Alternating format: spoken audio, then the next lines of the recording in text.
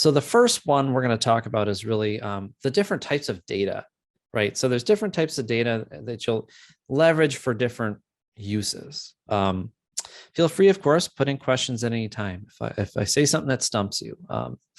So the major bucket, the first major bucket, it's arguably an incredibly important one, is the audience. Your online audience, who are they?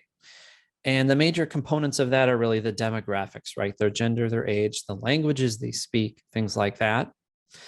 Even the other websites they use can be kind of part of their demographics, or apps, maybe even.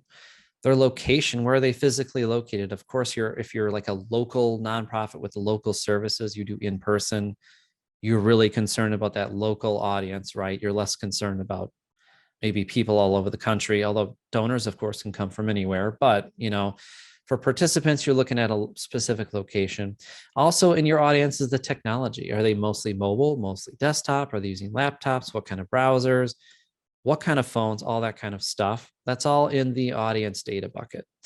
The next major bucket is really channels and acquisition. And that the channels, meaning your different channels online, your email campaigns, your social, your website, those are all channels. Also channels meaning to your website, what channels are generating traffic to your website. Are website visitors coming from great social posts? Are they coming from email campaigns, from organic, right? So that's how you're acquiring traffic, or what we call acquisition. Where do users come from? How do they differ on each channel? Which channels are useful? I saw a quick question in the chat. Will the slides be available? Actually, not to really print. They don't print super well, but the whole webinar is on demand for you to watch as many times as you want. So that link will be coming right to your email later, and you don't have to register or anything.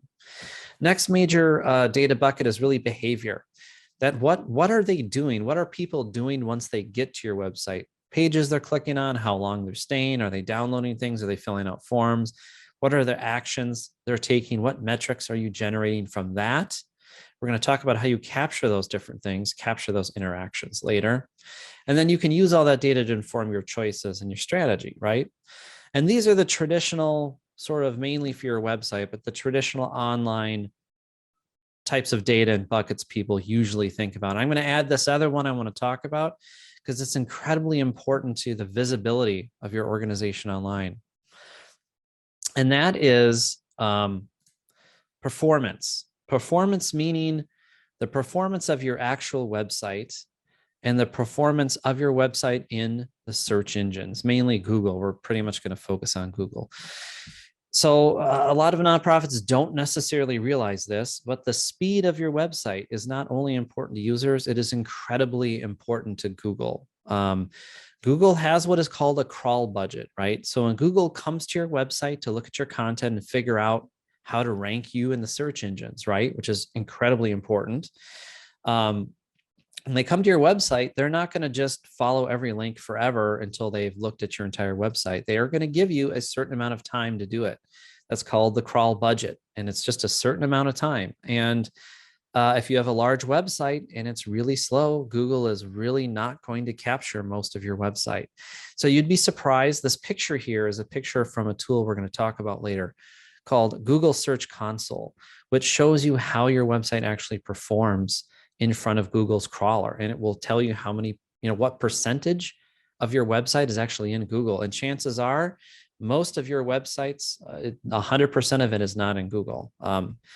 So it also, performance with the crawlers, there's crawl errors. The crawler can run into an error and not be able to continue. Another online performance thing is the links coming to your site. How many unique domains link to your site? How many links from other websites come to your site? What are the quality of those links? Also, performance of your site, mobile usability is incredibly important.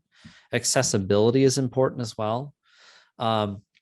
People don't realize this, but Google has multiple kinds of crawlers. They have a crawler that simulates a desktop kind of computer and a crawler that simulates a phone.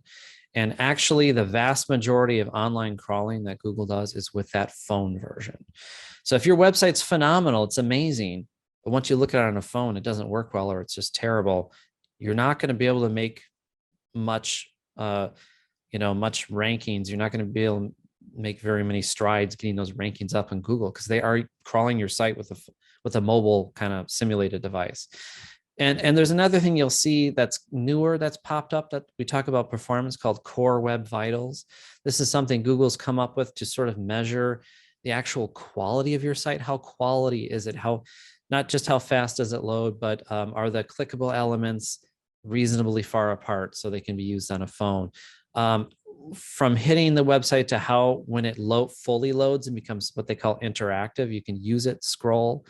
The time to interactive is another core web vital. And Google's looking at all these things now.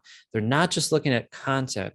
Google's looking at quality of the site itself because they don't want to send people to websites that don't work very well, right? So all of these things are important. And I'm adding this in the realm of online analytics because these analytics and metrics can be incredibly important to how visible you are online, meaning, how can new donors find you? How can participants find your programs?